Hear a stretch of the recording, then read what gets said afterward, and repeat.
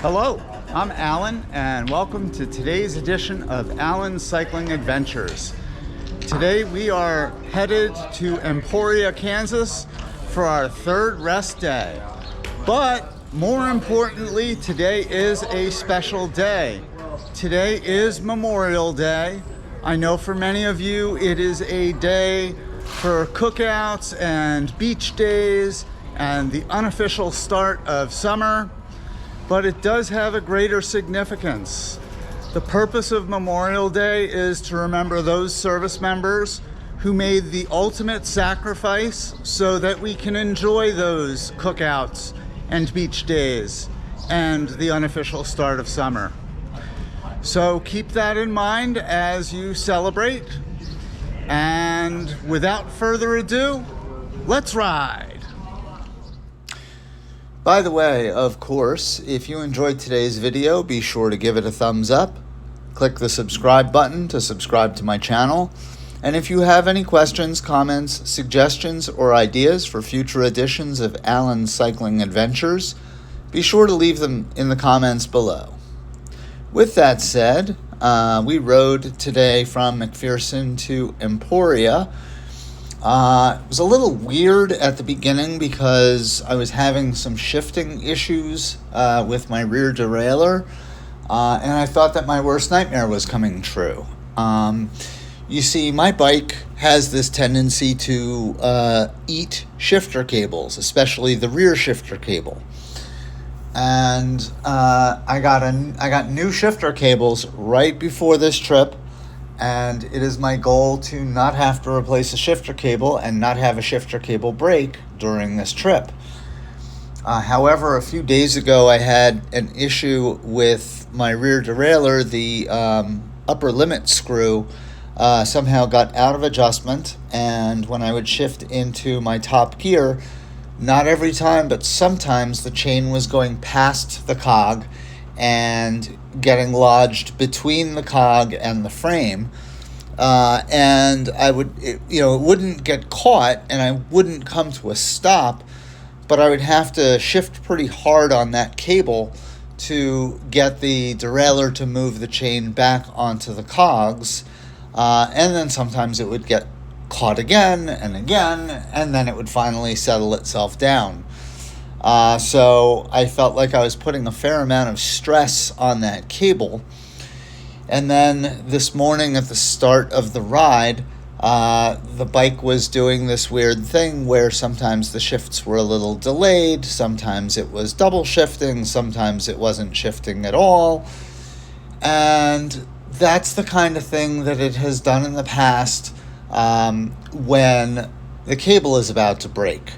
And in fact, the last time it did that, I brought the bike in before the cable broke, and sure enough, the cable was all frayed in the shifter lever. So the first 30-ish miles, I was trying not to shift. I was trying to just find a comfortable gear, and if I ended up hitting a downhill portion and spinning out, I wouldn't shift into my top gear. I would just coast. If I came to a slight incline and was in a higher gear than I wanted to be, I would just deal with it and stand on the pedals. Not my happy place, but I didn't know exactly what the terrain held ahead of me and did not want to find myself caught in my top gear and facing a fairly steep incline. So, like I said, I tried to keep my shifting to a minimum. However, I did do some shifting, and after the first sag, it seemed to clear up, and by the second sag, it was shifting normally. So, and after today's ride, I cleaned my bike and took a good look at it, and it seems to be shifting well now. So I think it's more related to just stuff was dirty and it was sticking. And now that everything's nice and clean, everything's shifting well. So knock on wood, hopefully no broken shifter cables this trip. Anyway, I departed McPherson at 7:06 a.m. The weather was clear 56 degrees Fahrenheit with a feels like temperature of 55 degrees Fahrenheit. The humidity was 79% and the wind was 5.9 miles per hour from the northwest. This ride was 80.64 miles in length, so it was an average ride for this trip. I had an average moving speed of 16.6 miles per hour and a maximum speed of 30.2 miles per hour. My total moving time was 4 hours, 52 minutes, and 20 seconds, and I had an elapsed time of 6 hours, 3 minutes, and 51 seconds. My average heart rate was 112 beats per minute, and my max heart rate was 129 beats per minute.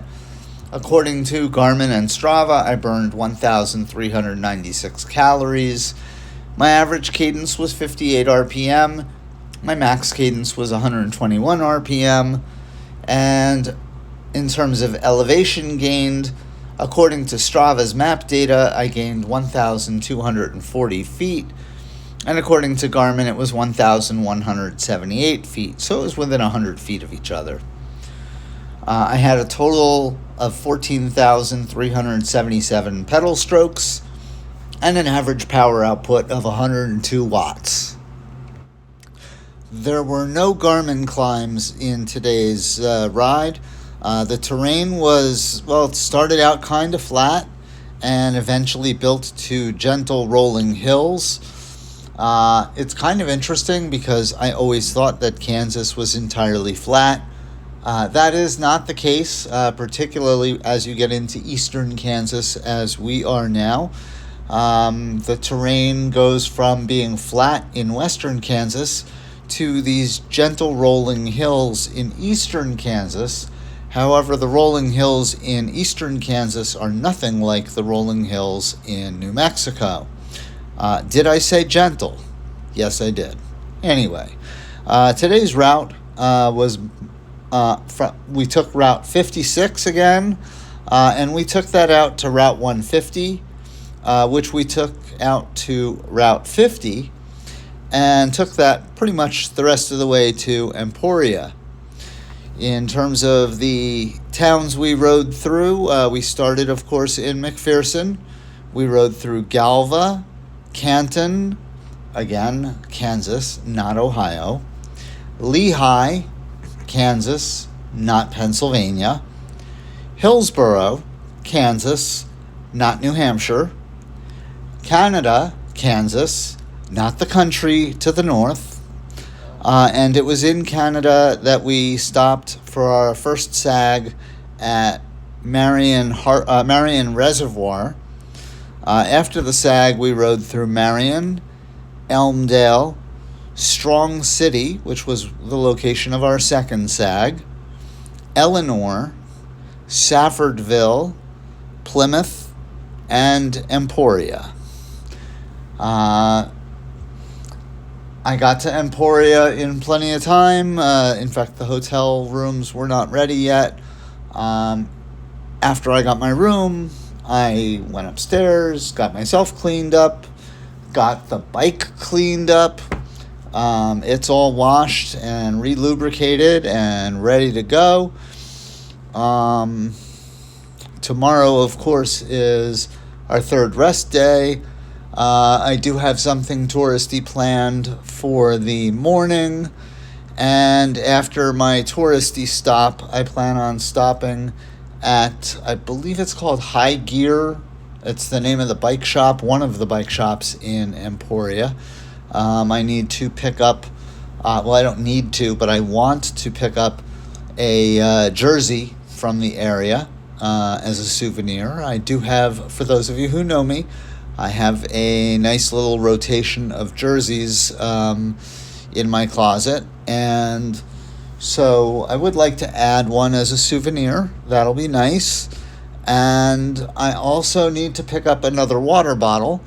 Not that I have any shortage of water bottles at home, but they are at home, and the water bottle that I brought on this trip, the rubber nozzle on the top of it, I somehow managed to bite through. It's starting to come apart, so I don't think that water bottle is going to make it through the rest of this trip. after tomorrow, we continue on to Topeka, and that's all for now.